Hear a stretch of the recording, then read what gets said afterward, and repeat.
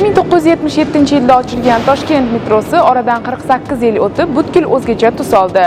Estakada uslubidagi yangi yo'nalishlar, yangi bekatlar, zamonaviy eskalatorlar hamda har tomonlama qulay yangi harakat tarkiblari Toshkent metrosini yangi qiyofaga keltirdi.